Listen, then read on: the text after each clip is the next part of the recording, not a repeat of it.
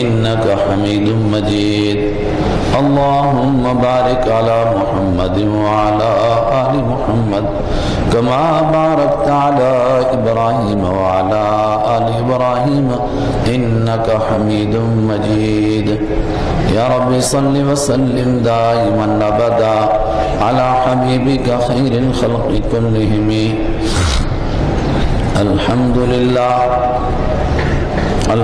لله نحمده ونستعينه ونستغفره ونؤمن به ونتوكل عليه ونعوذ بالله من شرور أنفسنا ومن سيئات أعمالنا من يهده الله فلا مضل له ومن يضلله فلا هادي له ونشهد أن لا إله إلا الله وحده لا شريك له ونشهد أن سيدنا ونبينا ومولانا محمدا عبده ورسوله صلى الله تعالى عليه وعلى آله وأصحابه أجمعين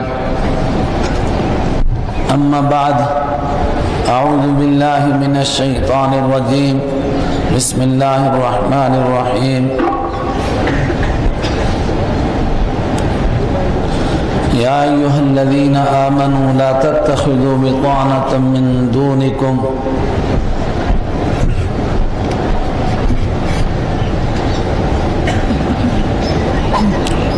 بزرگان محترم، برادران اسلام، آپ کے اس پروگرام میں اس مرتبہ حاضری کے لیے میرے حالات بھی نہیں تھے اور کچھ اپنے ذہنی افکار ایسے تھے کہ ذہن بھی نہیں مان رہا تھا۔ حضرت مفتی صاحب نے بہت اصرار فرمایا کہ ضرور آنا ہے، تو میں نے کوشش کی، اپنے رب سے مانگا حالات بن جائیں تو میں حاضر ہو جاؤں، شاید دوبارہ ملاقات کس کس کی ہوتی ہے نہیں ہوتی ہے، اتنا بڑا مجمع ہوگا، دعا ہوگی، شاید اوروں کی دعاؤں کے ساتھ جیسا کہ مفتی صاحب بیان فرما رہے تھے اس فقیر کا بیڑا بھی پار ہو جائے۔ میں نے مفتی صاحب سے درخواست کی تھی کس موضوع پر عرض کرنا ہے، تو حضرت نے فرمایا کہ معاشرے میں، اور معاشرے سے مراد ہے ایمان والوں کے معاشرے میں، جوانوں میں اور بوڑھوں میں، مردوں میں اور عورتوں میں جو بگاڑ آ رہا ہے اس پر کچھ عرض کریں۔ میں نے اس کے لیے مختلف مقامات سے قرآن کریم کی آیات دیکھی، اس کے متعلق احادیث دیکھی، لیکن میری کمزوری یہ ہے، ایک تو میں کشمیری سے واقف نہیں ہوں، اور دوسرے آپ کو سننے کا وقت وہ ملا ہے جب آپ کا ذہن تھک چکا ہے، اب آپ کا ذہن حاضر نہیں، اور میں نے کہا کہ میں زبان سے بھی واقف نہیں، تو کیریلا اور نیم چڑھا، ایک تو آپ تھکے ہوئے اور دوسرا میں تھکا ہوا، لیکن اللہ سے مانگیں کوئی اس مختصر وقت میں ایسی بات ہو جائے کہ قیامت کے دن جب کچھ کام آنے والا نہ ہو اس وقت میں وہ بات ہمارے کام آ جائے، اور کس موقع کی کون سی بات ہوگی جو اللہ کے ہاں بخشش کا ذریعہ بن جائے یہ ہمیں نہیں معلوم ہے۔ حضرت مفتی صاحب نے بہت تفصیل کے ساتھ ایک مضمون آپ کے سامنے پیش کیا جس کا خلاصہ میں یہ سمجھا کہ پروردگار کا انسانیت کے اوپر جہاں اور بہت احسان ہے، سب سے بڑا احسان عظیم یہ ہے کہ پروردگار نے انسانوں کو اور ایمان والوں کو وہ دین عطا فرمایا جس کی حفاظت کی ذمہ داری لی ہے، اور میرا اور آپ کا اس پر ایمان ہے قیامت تک یہ دین محفوظ رہے گا۔ آج یہودیت پریشان ہے، عیسائیت پریشان ہے، ہندوازم بوکھلایا ہوا ہے، بدھ مذہب والے پریشان ہیں کہ اگر وہ اپنے دھرم پر چلنا چاہیں، اپنے مذہب کو اپنانا چاہیں، ان کے سامنے کوئی واضح شاہراہ نہیں ہے، ان کے سامنے ان کے مذہب کی صاف باتیں نہیں جن کو وہ مان سکیں۔ عیسائی حضرت عیسیٰ علیہ السلام کی سنتوں کو اپنانا چاہیں، ان کے پاس عیسیٰ علیہ السلام کا طریق زندگی نہیں۔ یہودی حضرت موسیٰ علیہ السلام کی سنتوں پر چلنا چاہیں، ان کے پاس موسیٰ علیہ السلام کی طریق زندگی، ان کی سنتیں نہیں ہیں۔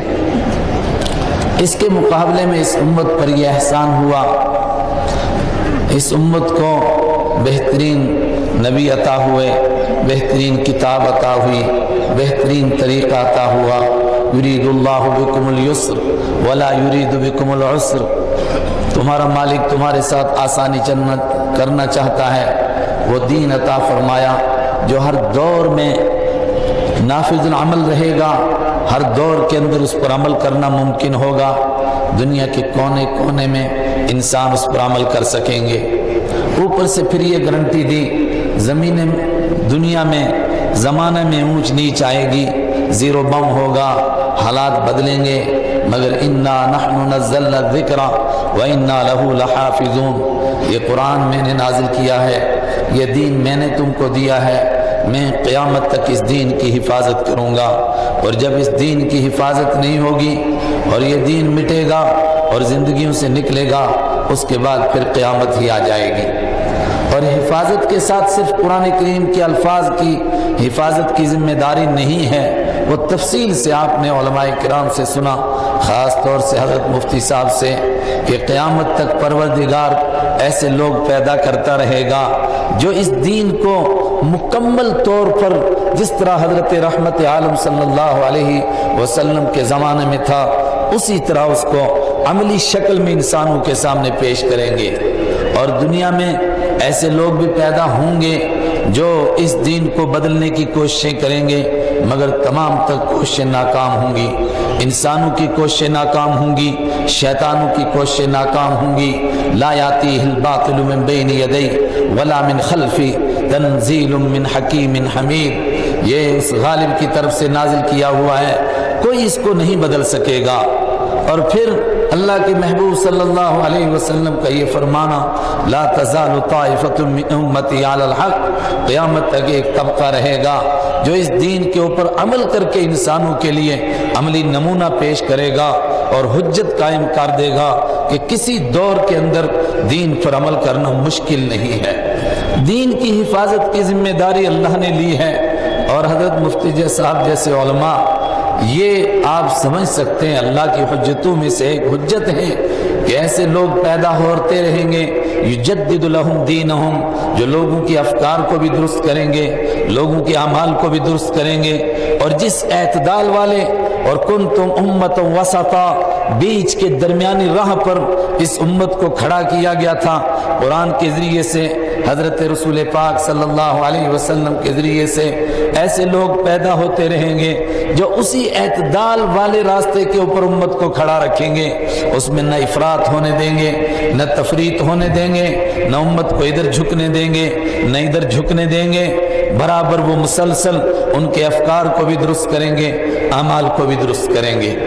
مسئلہ کیا ہے؟ مسئلہ یہ ہے امت کی حفاظت، یعنی ایک انسان کی حفاظت، ایک قبیلے کی حفاظت، جس کے دادا نے دین قبول کر لیا، جس کے پردادا نے دین قبول کر لیا، اس کے لیے حفاظت کی گارنٹی نہیں ہے، حفاظت کی گارنٹی دین کے لیے ہے۔ اور اس کے ساتھ میں یہ چیلنج ہے، ان تتولوا یستبدل قوما غیرکم، اے انسانوں میرا دین قیامت تک رہے گا، اگر تم دین سے ہٹو گے، میرے نبی کی سنتوں کو چھوڑو گے، دین کے افکار میں تم سے قطر و بیونت ہوگی، ذرا سا اعتدال سے ادھر ادھر ہٹو گے، یستبدل قوما غیرکم ثم لا یکونوا امثالکم، قیامت تک وہ لوگ پیدا ہوتے رہیں گے جو دین کو صحیح طریقے سے اس پر عمل کر کے دکھائیں گے، ثم لا یکونوا امثالکم، وہ تمہاری طرح نہیں ہوں گے۔ یہ ہے اصل فکر کا موضوع، یہ ہے اصل پریشانی کا موضوع کہ کیا ہم ان لوگوں میں سے ہیں کہ جو اس اعتدال والے راستے پر ہوں، اور ہم اس کے لیے کتنی فکریں کر رہے ہیں، ہم اس کے لیے کتنا سوچ رہے ہیں۔ اگر معاشرہ بگڑ رہا ہے، اگر معاشرہ خراب ہو رہا ہے، اس میں بنیادی نقطہ یہی ہے کہ انسان کا تعلق اپنے مالک سے کمزور ہو رہا ہے، اور اپنے محبوب اللہ کے پیارے حبیب حضرت محمد عربی صلی اللہ علیہ وسلم سے محبت کا تعلق کمزور ہو رہا ہے، اور انسان بجائے ان کے بتائے ہوئے راستے کے دوسرے راستوں کو دائیں بائیں تلاش کر رہا ہے۔ آج پوری دنیا کے اندر ایک نگاہ طائرانہ ڈالیے، کیا یہ آیت 1400 سال پہلے نازل ہوئی، لیکن آج جب ہم اس آیت کو پڑھتے ہیں تو ہمیں نہیں لگتا ہے کہ ایسا لگ رہا ہے جیسے یہ آج کے لیے نازل ہوئی ہے۔ لا تتخذوا بطانة من دونكم لا يعلونكم خبالا ودوا ما عنتم قد بدت البغضاء من افواههم وما تخفي صدورهم اکبر۔ او ایمان والو، ان لوگوں کو اپنا دوست نہ بناؤ جن کو تم اپنا دوست بناتے ہو، ان کے طریقوں پر چلنے کی کوشش کرتے ہو، ان کی طرح صورتیں بناتے ہو، ان کی طرح سیرتیں بناتے ہو، ان کی طرح اپنی زندگی کو ڈھالتے ہو، ان کے طریقوں پر شادیاں کرتے ہو، ان کے طریقوں پر کھاتے ہو پیتے ہو اور زندگی کے نقشے مرتب کرتے ہو، اور تم ان سے محبت کرتے ہو۔ ان کا حال کیا ہے؟ لا یعلونکم خبالا، وہ تمہاری دشمنی میں کبھی کمی نہیں کرتے ہیں، تمہیں نقصان پہنچانے میں کوئی دقیقہ نہیں چھوڑتے ہیں۔ قد بدت البغضاء من افواہہم، میں اور آپ چیختے اور چلاتے ہیں، کوئی کارٹون بنا رہا ہے، کوئی اللہ کے پیارے نبی صلی اللہ علیہ وسلم کی گھر کی زندگی کا مذاق اڑا رہا ہے، اور وہ گندی باتیں کہہ رہا ہے جو ابو جہل نہیں کہہ سکا تھا، عتبہ اور شیبہ نہیں کہہ سکا تھا، اس دور کے بدترین منافق نہیں کہہ سکے تھے، اس دور کے کافر نہیں کہہ سکے تھے، وہ باتیں کہہ رہا ہے۔ قد بدت البغضاء من افواہہم، اور قرآن کریم کہہ رہا ہے یہ کوئی حیرت کی بات نہیں، یہ ان کے اندر کی دشمنی ہے جو کبھی کبھی چھلک کر ان کے منہ پر آ جاتی ہے۔ وما تخفی صدورہم اکبر، اور جو کچھ دلوں کے اندر چھپا کر رکھا ہوا ہے وہ اس سے بڑا ہے، وہ بہت زیادہ ہے، تم اس کو نہیں سمجھتے ہو، مگر تمہاری بدقسمتی کیا ہے؟ ہا انتم اولئک تحبونہم ولا یحبونکم، کبھی دیکھو اس کو سوچو، ہا انتم اولئک تحبونہم، تم من دنیا کے بدترین خلائق جن کو قرآن کریم کہہ رہا ہے ان الذین کفروا من اہل الکتاب والمشرکین، وہ انسان جو اپنے مالک کے منکر ہیں، اس کو اپنا مالک نہیں مانتے ہیں، وہ اپنے آپ کو اہل کتاب کہیں، وہ اپنے آپ کو مشرک کہیں، اولئک ہم شر البریہ، یہ کائنات میں بدترین انسان ہیں، مگر تمہارا کام کیا ہے؟ او امت مسلمہ، ہا انتم اولئک تحبونہم، تم ان سے محبتیں کرتے ہو، ان کی طرح داڑیاں کاٹ کے چہرے بناتے ہو، ان کی طرح بال رکھتے ہو، ان کی طرح لباس پہنتے ہو، ان کی طرح فحاشی میں مبتلا ہوتے ہو، ان کی طرح گناہوں میں مبتلا ہوتے ہو، بے پردگی کو ان کی طرح اختیار کرتے ہو، اور دین کی دھجیاں اڑاتے ہو، ان کے طریقوں کو اپنانے کے لیے ان کو اپنا آئیڈیل بناتے ہو۔ تحبونہم، تم ان سے محبت کرتے ہو، ولا یحبونکم، وہ تم سے محبت نہیں کرتے۔ کبھی سوچا ہوتا تم نے ان کا ہیٹ بھی پہنا، تم نے ان کے ایک ایک طریقے کو اپنایا، کبھی ان کو اس کا خیال آیا کہ تمہیں لبھانے کے لیے صحیح، تمہیں خوش کرنے کے لیے صحیح، تھوڑی دیر کے لیے وہ تم سے محبت کرتے اور تمہارا لباس پہنتے، کوئی تمہاری پگڑی پہن لیتا، کوئی تمہارا جبہ پہن لیتا، کوئی تمہاری داڑھی رکھ لیتا، کوئی تمہارے طریقے سے تمہاری معاشرت کو اختیار کرتا، کوئی تمہارے اخلاق کو اختیار کر لیتا، کوئی تمہارے کردار کو اختیار کر لیتا، کوئی معاملات میں تمہارے جیسے معاملے کرنے لگتا، تم سے محبت کرتا۔ ہا انتم اولئک تحبونہم ولا یحبونکم، ہائے بدقسمت انسانوں، اس کے باوجود تم ان سے محبت کرتے ہو، تم نفرت کرتے ہو، چیختے ہو، چلاتے ہو، یہ ہمارے نبی کی مذاق اڑاتے ہیں، یہ بدترین خلائق ہیں۔ ہم انسانوں کو امن کا پیغام دینے کے لیے آئے اور ہم سب پر ایمان لاتے ہیں۔ وَتُؤْمِنُونَ بِالْكِتَابِ كُلِّهِ، حالانکہ تم ہر ایک کتاب کو مانتے ہو۔ کیا عجیب قسم کا تفاوت ہے۔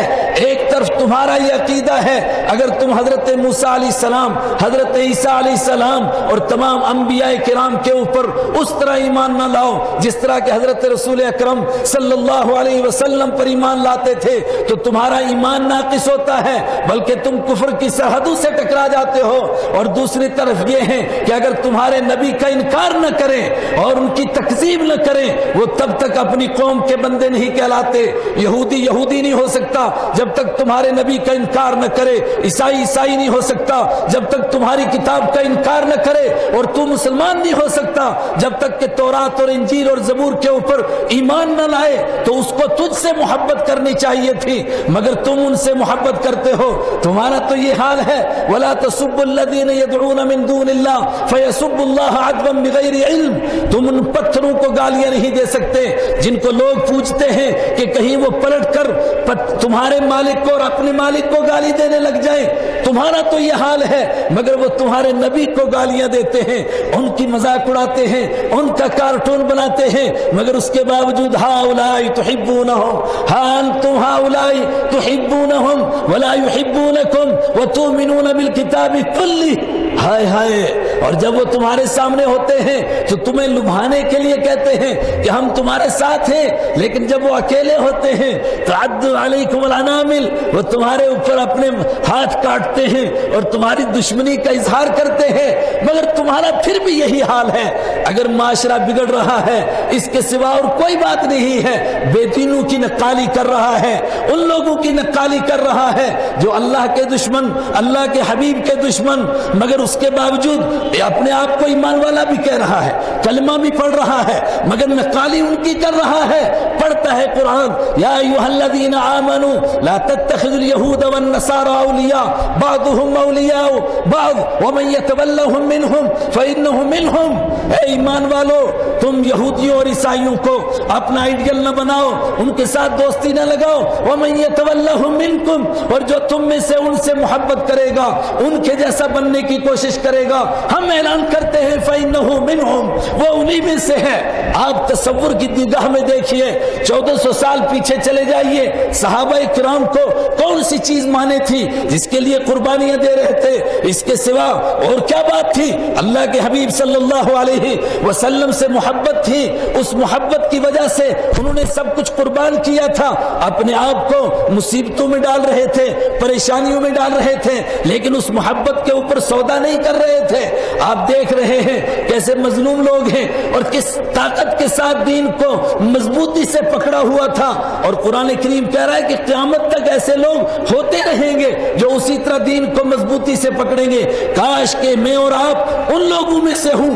آپ دیکھیں یہ سارے حالات ان کے سامنے بھی ہیں, صحابہ کے سامنے بھی ہیں. کیا ہم حضرت سمیہ رضی اللہ تعالی عنہا اور ان کے شوہر حضرت یاسر اور ان کے بیٹے حضرت عمار سے زیادہ مظلوم ہیں؟ کوئی عورت اس کا تصور کرے کہ اس کو انگاروں کے اوپر لٹایا جائے اور پھر اس کی چربی سے انگارے پگھل, ان کی چربی کے پگھلنے سے انگارے بجھ جائیں اور وہ اپنے مشن کو نہ چھوڑے.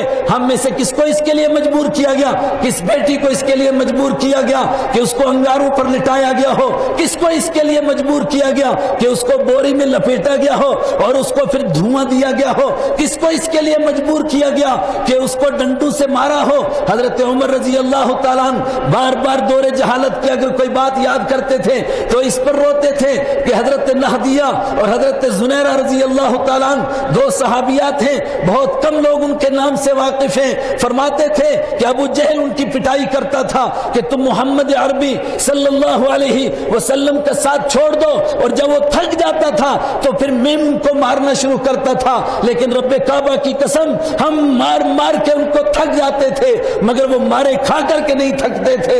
اس مشن کے اوپر کوئی سمجھوتا نہیں کرتے تھے. حضرت عمار کے والد حضرت یاسر رضی اللہ تعالیٰ عنہ کی شہادت کے لیے تاریخ خاموش ہے, بس اتنا کہتی ہے کہ یہی مصیبتیں سہتے سہتے وہ مر گئے. گویا انہی انگاروں کے اوپر پکتے پکتے آخر وہ پک گئے. لیکن اس مشن کے ساتھ انہوں نے سمجھوتا نہیں کیا. حضرت سمیہ نے اس کے ساتھ سمجھوتا نہیں کیا, اور وہ دلدوز منظر, وہ خطرناک منظر آپ تصور کی نگاہوں سے دیکھو. ان کے لیے کیا مشکل تھا؟ وہ تھوڑا سا سمجھوتا کر لیتے, تھوڑا سا سمجھوتا کر لیتے حالات کے ساتھ, تو سارے حالات ان کے ساتھ تھے. ابو جہل نے دونوں ٹانگوں کے ساتھ اونٹ باندھا ہے اور اس کے بعد برچھا لے کر اس کائنات کا بدترین انسان کھڑا ہوتا ہے اور کہتا ہے ہے کہ اگر تو اس مشن کو چھوڑ دے گی, محمد عربی صلی اللہ علیہ وسلم کا ساتھ چھوڑ دے گی, تو میں تجھے آزاد کر دوں گا, تو مکہ کی ملکہ بن جائے گی. اگر تو نہیں چھوڑے گی تو یہ برچھا دیکھ اور یہ اونٹ دیکھ, یہ مخالف سمت دوڑیں گے, تیرے جسم کے 2 ٹکڑے ہو جائیں گے, اور پھر میں یہ برچھا تجھے ماروں گا اور تیرا جسم چر جائے گا. اور اس کائنات کے بدترین انسان نے ایسا ہی کیا, برچھا بھی مارا اور اونٹ بھی دوڑائے اور ان کا جسم 2 ٹکڑے ہو گیا. منہم من قضا نحبہ ومنہم من ينتظر. قرآن کریم نے کہا کچھ لوگ ہیں من المؤمنین رجال صدقوا ما عاہدوا اللہ علیہ, کچھ لوگ ہوتے ہیں جب اللہ سے وعدہ کرتے ہیں, کلمہ پڑھتے ہیں, پھر اس کو سچ کر کے دکھاتے ہیں. منہم من قضا نحبہ ومنہم من ينتظر. ان میں سے کچھ تو یہ دیکھو قربانیاں دے چکے ہیں اور کچھ منتظر ہیں, یہ قربانیوں سے گھبراتے نہیں ہیں. اگر وہ حالات کے ساتھ سمجھوتا کر لیتے, کون سی مشکل تھی. حضرت بلال رضی اللہ تعالیٰ جن کو انگاروں پر لٹایا جاتا تھا اور ان کے گلے میں رسا ڈال کر اور ان کو گھسیٹا جاتا تھا, اور حضرت عمر رضی اللہ تعالیٰ نے کسی وقت میں ان کو اپنی گدی کے اوپر بٹھایا, نہیں ان کو نہیں, خباب ابن ارت رضی اللہ تعالیٰ کو اپنی گدی پر بٹھایا اور فرمایا کہ میں اس گدی کے لائق تم سے بڑھ کر صرف بلال کو سمجھتا ہوں. حضرت خباب نے فرمایا کہ اس وجہ سے کہ بلال نے زیادہ قربانیاں دی. حضرت عمر نے فرمایا اسی وجہ سے. فرمایا اگر بلال کا رتبہ بلند ہے, وہ مسجد نبوی کے مؤذن ہیں, تو مجھے آپ کی یہ سوچ تسلیم ہے, لیکن اگر ان کی قربانیاں زیادہ لگی ہیں اور انہوں نے مصائب زیادہ برداشت کیے ہیں تو پھر مجھے کہنے دیجئے. بلال حبشی کو گھسیٹا جاتا تھا, مکہ کے اوباش لڑکے ان کے گلے میں رسی ڈال کر ان کو گھسیٹتے تھے, اور مکہ کے مشرک ان کو تپتے ہوئے پتھروں کے اوپر لٹا کر کے اوپر سے پتھر رکھتے تھے. لیکن مجھے کہنے دیجئے کہ میں اس بدبخت عورت کا غلام تھا کہ جس کو کوئی شرم و حیا نہیں تھی اور مجھے انگاروں کے اوپر لٹاتی تھی. رب کعبہ کی قسم کبھی انگارے اور کسی سے نہیں بجھے, میرے جسم کی چربی پگھلتی تھی اس سے انگارے بجھتے تھے اور کسی وجہ سے نہیں بجھتے تھے. اور یہ کہہ کر کے اپنی کمر سے کپڑا ہٹایا اور فرمایا کہ یہ دیکھ لیجئے میری کمر کا کیا حال ہوا ہے, کیا حال ہوا. میں یہ کہنا چاہتا ہوں اصل میں بات کیا تھی. اس مشن کے ساتھ جن لوگوں نے سمجھوتا کیا تھا وہ اور کسی چیز سے سمجھوتا نہیں کرتے تھے. مسئلہ کیا تھا؟ صحابہ کی بات کو یہیں چھوڑو, وقت بہت کم ہے, آگے بڑھتا ہوں, صرف 5 منٹ رہ گئے ہیں. تابعین کا دور ہے, صحابہ دنیا سے جا چکے ہیں, صحابہ کے تربیت یافتہ ایک شخص ہیں, اور اللہ کے پیارے نبی صلی اللہ علیہ وسلم نے جو یہ ارشاد فرمایا کہ میری امت کے علماء بنی اسرائیل کے انبیاء کی طرح ہوں گے, اور آپ نے فرمایا وہ کام کریں گے جو بنی اسرائیل کے انبیاء نے کیا. بنی اسرائیل کے انبیاء میں حضرت یوسف علیہ السلام تھے, وہ سارا واقعہ آپ کی نگاہ میں ہے. وہ نوجوان جو بے راہ روی کے شکار ہیں اور جو کہتے ہیں جی حالات میں پھنس گئے, کیا کریں ہم بچ نہیں سکتے ہیں بے حیائی سے. ایک ہی حضرت یوسف علیہ السلام کا جملہ تصور کی نگاہوں سے دیکھو, زلیخا کس طرح اندر کی کوٹھی میں لے جاتی ہے اور وغلقت الابواب, اور سارے دروازے بند کرتی ہے, اور اس کے بعد کہتی ہے قالت حیت لک, تجھ سے کہتی ہوں آ جا, اب دیری کیا ہے. ایک ہی ان کا جملہ قال معاذ اللہ, اللہ تو مجھے بچا, اللہ تو مجھے بچا. ایک ہی جملہ ہے جو زلیخا کو پانی پانی کر دیتا ہے اور بے حیائی کو پسینہ آ جاتا ہے, گناہ کو خوف سے پسینہ آتا ہے. آگے قرآن کریم کا انداز دیکھو, لنصرف عنہ, ہم ان سے برائی کو دور کرنا چاہتے تھے. ایک صدا لگائی اور دروازہ واستبق الباب وقدت قمیصہ من دبر, دوڑے دروازے کی طرف. نہیں سوچا کہ دروازہ بند ہے اور تالا لگا ہوا ہے, کیسا کھلے گا, بس سے سوچا کہ میرا کام دوڑنا ہے, دروازے کا کام کھلنا ہے. جس گیٹ پر پہنچتے ہیں وہ گیٹ کھلتا چلا جاتا ہے. یہ حضرت یوسف علیہ السلام کا کردار ہے. تو اس حدیث کے مطابق اس امت میں بھی قیامت تک ایسے جوان پیدا ہوں گے. امت بانج نہیں ہے, اور آج بھی اس طرح کے واقعات پیش کیے جا سکتے ہیں. اور میں نے سوچا کہ شاید بہت زیادہ وقت ہوگا, میں نے اس کے لیے کچھ واقعات جمع کیے تھے, لیکن وقت نہیں, اور بہت سارے واقعات آپ خود جانتے ہیں. میں تو صرف ایک واقعہ جو صحابہ کے دور کے تربیت یافتہ تھے، حضرت عبید بن عمیر رضی اللہ تعالیٰ مکہ میں ایک عورت رہتی ہے، بہت حسین و جمیل ہے اور اس کو اپنے حسن کے اوپر ناز بھی ہے اور کردار میں تھوڑی کمزور بھی ہے۔ ایک وقت میں شیشے کے سامنے اپنے چہرے کو دیکھتی ہے، اپنے شوہر سے کہتی ہے کہ تم بتاؤ اس چہرے کو اگر کوئی دیکھ لے کیا وہ فتنے سے بچ سکتا ہے، وہ گناہ سے بچ سکتا ہے؟ نہیں بچ سکتا ہے۔ اس چہرے کو جو بھی دیکھے گا وہ فتنے میں پڑ جائے گا۔ اس کے شوہر نے کہا یہ امت بانج نہیں ہے، ایسے لوگ قیامت تک پیدا ہوں گے۔ خود اس مکہ کے اندر عبید ابن عمیر ایسے انسان ہیں کہ جو تجھے دیکھیں گے مگر اس کے باوجود فتنے میں نہیں پڑیں گے۔ اس نے کہا کہ مجھے پھر اجازت دیجئے کہ میں اس کو آزما لوں، ذرا امتحان کر لوں۔ شوہر نے کہا کہ آزما لے۔ اس نے کہا جا تو آزما لے، نہیں تو کامیاب ہوگی۔ وہ گئی حضرت عبید ابن عمیر کے پاس اور بہانہ بنایا کہ میں آپ سے ایک مسئلہ پوچھنا چاہتی ہوں، اور اس سے پہلے وہ آیتیں نازل ہو چکی ہیں، فَاسْأَلُوهُم مِّن وَرَاءِ حِجَابٍ، پردے کے پیچھے سے سوال کرو، اور جب گھر سے باہر نکلو تو اپنے اوپر تو اپنے چہرے کو ڈھانک کر کے پردہ کر کے باہر نکلو۔ وہ سب اس کو معلوم ہے، اور مکہ کا ماحول ایسا نہیں ہے کہ کوئی عورت بے پردہ باہر نکل سکے، یہ پردے کے ساتھ نکلتی ہے، ان کا دروازہ کھٹکھٹاتی ہے اور پردہ کر کے اندر جاتی ہے کہ ایک بڑا ضروری مسئلہ پوچھنا ہے، اس مسئلے کے بغیر میں رہ نہیں سکتی ہوں اور آپ کے سوا کوئی بتا نہیں سکتا ہے۔ انہوں نے فرمایا کہ ٹھیک ہے مسئلہ پوچھنے کے لیے آ جاؤ، اور جب وہ مسئلہ پوچھنے کے لیے بیٹھتی ہے ادھر ادھر کی باتیں کرتی ہے، اپنے چہرے سے کپڑا ہٹاتی ہے اور اس کے بعد ایک دم کہتی ہے مسئلہ تو بعد میں بتاؤں گی مگر میں کیا بتاؤں، میں آپ پر عاشق ہو چکی ہوں، اب میں باہر نہیں جا سکتی ہوں، آپ میرے لیے کچھ غور کیجئے۔ فرمایا میں تیرے بارے میں غور کروں گا لیکن اس سے پہلے میرے چند سوالوں کا جواب دو۔ جب تیرے سامنے حضرت اسرائیل آئیں گے، موت کا منظر ہوگا، تیری جان نکلنے کے لیے اسرائیل سامنے آ جائیں، ملک الموت آ جائیں اور تجھے معلوم ہو یہ ملک الموت ہے، اب میری جان نکلی جا رہی ہے، اب مجھے دنیا کو چھوڑنا ہے، ماں باپ کو، رشتہ داروں کو، سب کو چھوڑ کر اکیلے نکلنا ہے اور گھر سے میری میت نکلنی ہے اور کوئی میرے ساتھ نہیں جانا ہے۔ اس وقت میں ملک الموت تیرے سامنے موجود ہو، تو کیا کہہ سکتی ہے مجھے کہ میرے بارے میں غور کرو؟ اس نے کہا نہیں کہہ سکتی ہوں۔ جس کے سامنے موت کا منظر ہو، جس کے سامنے یہ وجوہ یومئذ ناظرہ الی ربها ناظرہ ووجوہ یومئذ باسرہ تظن ان یفعل بها فاقرہ، جس کے سامنے یہ منظر ہو، کچھ چہرے حشاش اور بشاش ہوں، کھلکھلاتے ہوں، اور کچھ چہرے اداس ہوں اور ان کو لگے کہ اب کمر توڑی جائے گی، اب رب کی عدالت میں پیش کرنے کے لیے روح نکالی جائے گی، وجاءت سکرۃ الموت بالحق ذلک ما کنت منہ تحید، ان سے کہا جائے کہ یہ موت کی بے ہوشی آ گئی، اس سے تو بھاگا کرتا تھا، اب بھاگ کر کے دکھا، اس وقت میں تو مجھ سے یہ سوال کر سکے گی؟ اس نے کہا نہیں کر سکتی ہوں۔ کہا دوسرا سوال، تجھے قبر میں ڈالا گیا، تیرے رشتہ دار واپس آ گئے، تیرے گھر والے واپس آ گئے اور اوپر سے بند کر دیا گیا اور قبر کے کیڑے ہیں اور رات کی اندھیری ہے اور قبر کی اندھیری ہے، اور پھر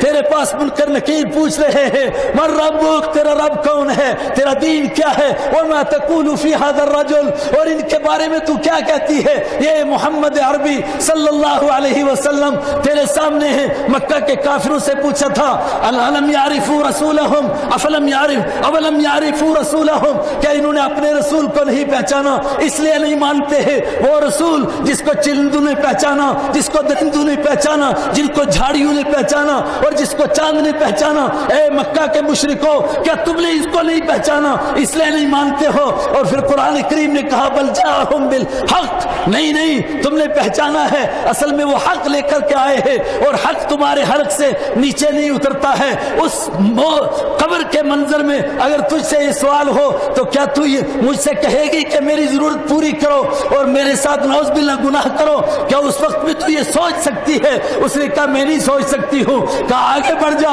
محشر کا میدان ہے، سب کے سب انسان حاضر ہیں اور ایک دوسرے کو پہچان رہے ہیں، لیکن لا یسأل حمیم حمیما، کوئی دوست کسی دوست کو نہیں پہچانتا۔ یومئذ ینفخ فی الصور فلا انصاب بینہم، جب سور پھونکا گیا، عدالت میں حاضری ہوئی، اب رشتہ داری کچھ نہیں، کوئی کام نہیں آ رہا ہے، اور مجرم یہ چاہتا ہے کاش آج میری جان چھوٹ جائے، چاہے میری طرف سے سارے لوگ جہنم میں چلے جائے اور تجھے رب کے سامنے لے جایا جا رہا ہو، اس وقت میں تو یہ سوچ سکتی ہے؟ اس نے کہا نہیں سوچ سکتی ہو۔ کہا پھر جب आमाल नामे मिल रहे हो। अम्मा मन ऊतिया किताबहु बियमीनिही, हाय ये वैसा खतरनाक मंजर है। मैं और आप सब नहीं घबराते, सहाबा घबराते हैं। अल्लाह ने दुनिया में लाज रखी, उसके दीन की वजह से चेहरे हमारे महफूज रहे और हमारे चेहरों पर नहीं लिखा गया, अंदर के हालात बाहर नहीं आए। हर आदमी जब अपनी किताबें जिंदगी पढ़ता है और सोचता है कि क़यामत के दिन मुझे मेरी किताबें जिंदगी मिलेगी और कहा जाएगा इक़रा किताबक कफ़ा बिनफ़्सिक कल यौम अलैका हसीबा, पढ़ ये तेरी किताब है, आज तू अपना हिसाब लेने के लिए काफी है। और आदमी देखेगा माली हादल किताब ला युगादिरु सगीरा वला कबीरा, ये कैसी किताब है, न रात की तन्हाई को छोड़ा, न दिन के उजाले को छोड़ा, सब कुछ इसके अंदर मौजूद है। फिर क्या हो गया? उस वक्त में तू इस काम के बुरे, इस बुरे गुनाह का तू ख्याल कर सकती है। उसने उसकी एक चीख निकली, उसने कहा मुझे काश वापस जाने दीजिए, मैं नहीं सोच सकती हूँ। ये सब वही सोचेगा जो आखिरत को भूल जाता है। मेरे भाइयों, उस तसव्वुर का, उस मंजर का एक मरतबा तसव्वुर करो जब मुझे और आपको महशर के मैदान में खड़ा किया जाएगा। आका मदनी सल्लल्लाहु अलैहि वसल्लम के हौज पर हम पेश होंगे और हम उस वक्त में भीख मांगेंगे आपसे शफाअत की और आपके हौज के पानी की भीख मांगेंगे।